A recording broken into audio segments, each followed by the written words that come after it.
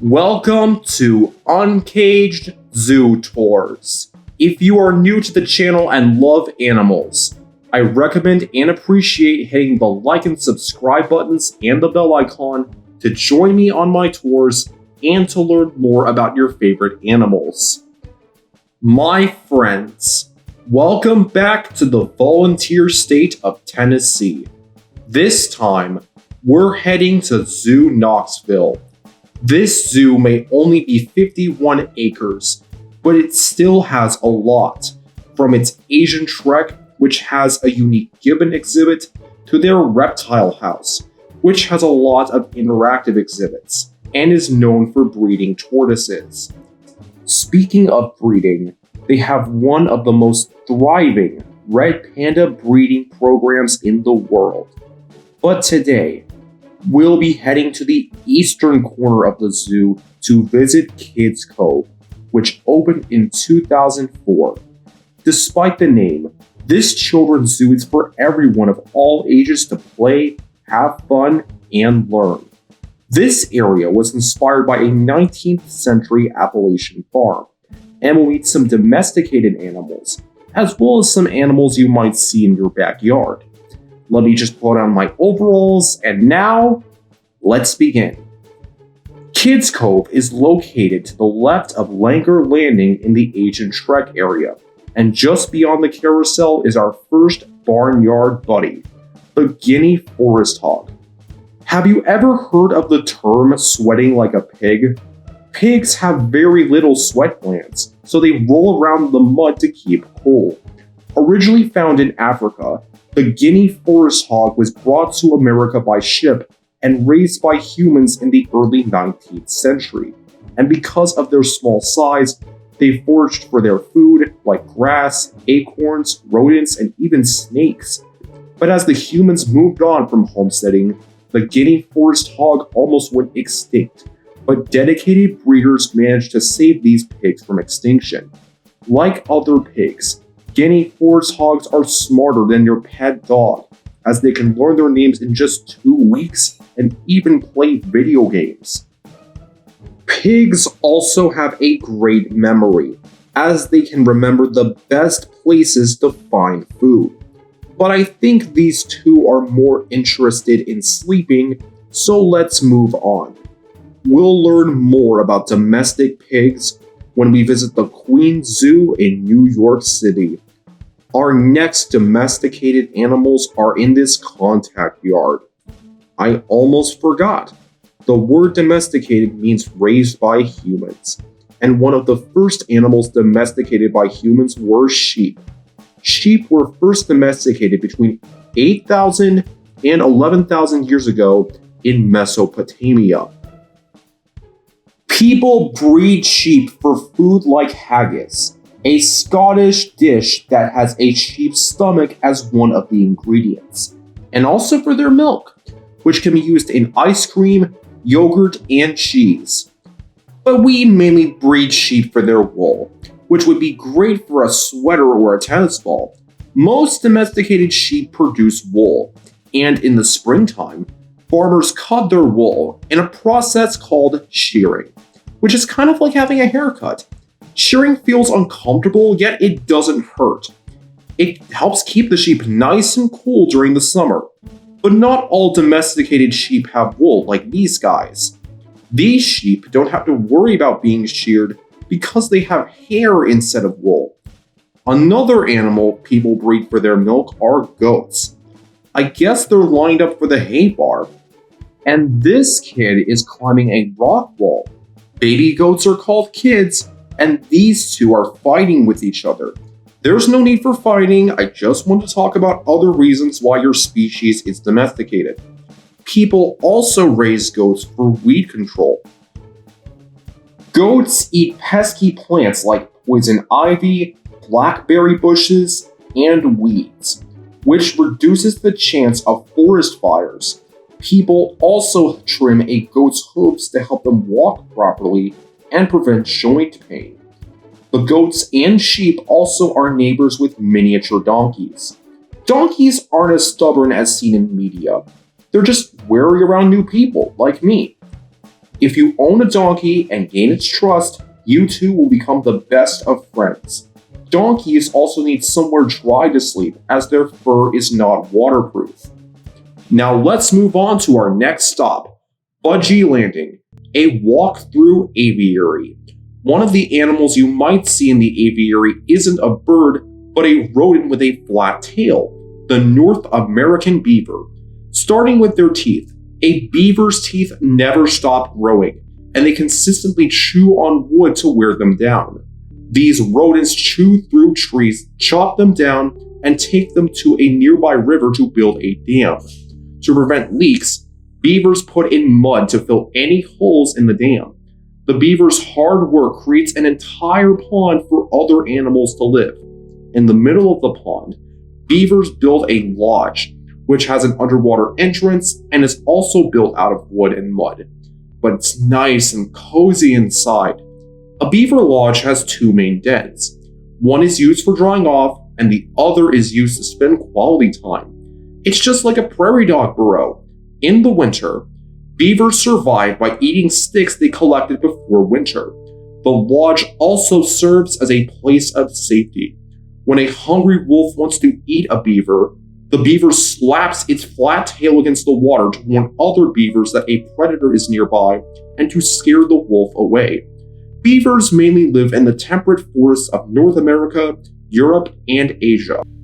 Still, they are also an invasive species in the southern tip of Patagonia, an area called Tierra del Fuego, which is located in South America.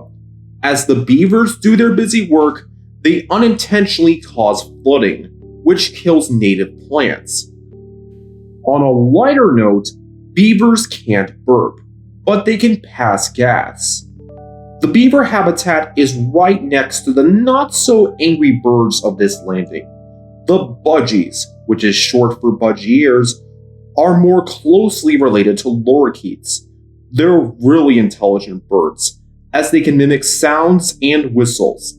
In the wild, Budgies live in the arid Australian outback, and they survive by moving to a place that's a little more lush, like the neighboring grasslands. If you want to keep a budgie as a pet, you need to take them to the vet. That's a good rhyme. Anyways, it's important to take your budgie to the vet because they can have respiratory problems and mites. Budgies can also start breeding when they're 6 months old, and are considered very popular among pet fans. I wonder if they would be good friends with Tweety Bird from Looney Tunes. Let's move on before these birds start pooping on me, okay? That's enough crude humor for one episode. Our next stop is the nightclub, Zoo Knoxville's Nocturnal House. It doesn't have bats, but it still has striped skunks, which I didn't see. But we can still learn about how they defend themselves from predators thanks to this light-up display. If you want to learn more about skunks, please refer to my Florida Wildlife Center at Zoo Tampa tour. Our next night owl is the eastern screech owl. These little owls come in several different colors like gray, brown, red, and rufous, a fancy word for reddish brown. An eastern screech owl's hearing is so good that it can locate mice or voles under the snow. During the winter, they may hunt near fishing holes made by humans, or cracks of ice in the bodies of water. The screech owl is named after their vocals, which consist of high-pitched whinnies and shrills. If you press these buttons, you'll hear the calls of 3 owls native to Tennessee: the screech owl,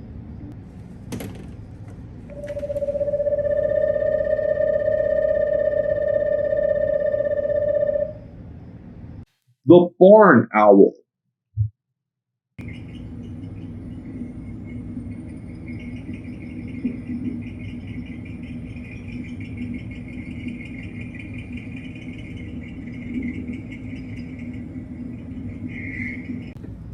and barred owl.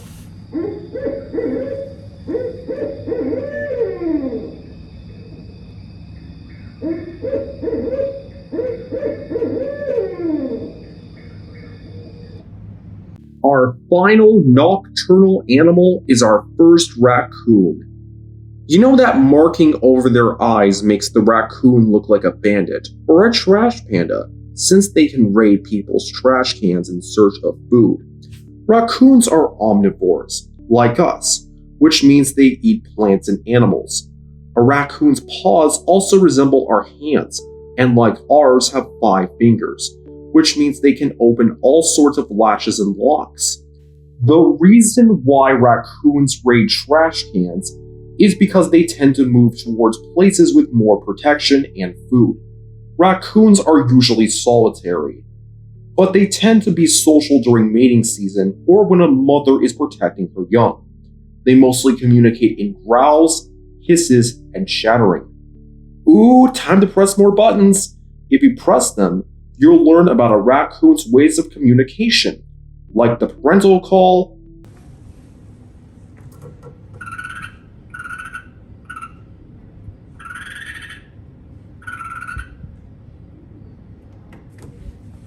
distress call,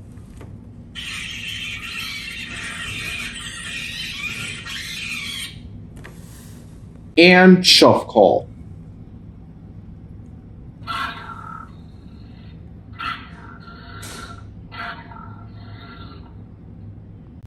When we visit the Denver Zoo's Harmony Hill, we'll meet some leucistic or pale-colored raccoons.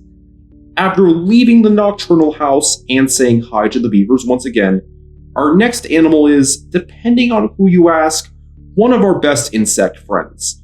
Say hello to our first western honeybees. Even if they're not part of Kids Cove, I feel like showcasing them, because bees are very important to the ecosystem. Besides, bees provide us with honey. In a bee colony, there are 3 main roles. The queen is in charge and produces chemical scents that help keep her subjects in line and lays lots of eggs. The drone bees are male bees, who can only mate with the queen. As for worker bees, they are all girls and in charge of babysitting, hive maintenance, and getting food back to the hive. Speaking of food, the worker bees get pollen and nectar from flowers back to the hive. While the pollen is like a protein bar for the bees, the nectar is used as an ingredient for honey, which is also used as additional food during the winter. Bees also communicate through dancing. Want to know the moves? These dance moves are known as a waggle dance, which involves the worker bees dancing in a figure 8. These moves help inform the other bees that food is nearby. Our last animal is another farmyard friend, chickens. Chickens were first domesticated 8,000 years ago in Southeast Asia, mainly for fighting, but nowadays for their meat and eggs. Since these two are hens or female chickens, they have a natural instinct to sit on their eggs until they hatch. They even make a purring sound like a cat to talk to their eggs. When the eggs hatch, the chicks will cheep at their mother. Chickens also have great memories, as they can recognize hundreds of faces. Chickens don't have teeth, but they do have a special stomach called a gizzard, which helps them digest their food. They also have a unique respiratory system that allows them to breathe when eating. Like us, chickens can dream because they exhibit REM, or rapid eye movement when sleeping. And that's the phase of sleep when we dream. Honestly, I hope these two have a good night's sleep. When we visit more chickens in the Queen Zoo, we'll learn about how many breeds of chickens there are. And that wraps things up. It's been a fun farmyard adventure, but we still have more adventures at Zoo Knoxville. Now it's time to vote. Which Zoo Knoxville exhibit would you like to see next?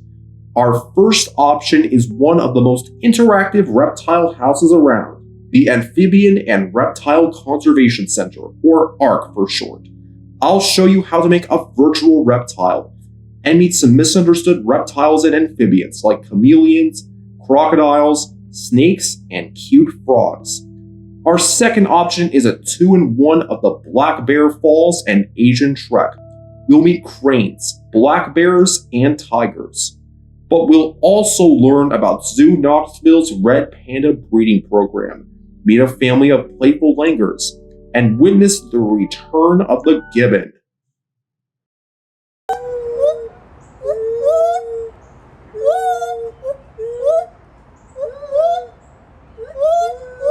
Our third and final option is a quick look at Valley of the Kings, where we'll meet our first baboons and witness the return of the African lion. Today's question is, what is your favorite children's zoo exhibit and why? As always, thank you for subscribing and thank you for watching. Now let's celebrate by doing the waggle dance!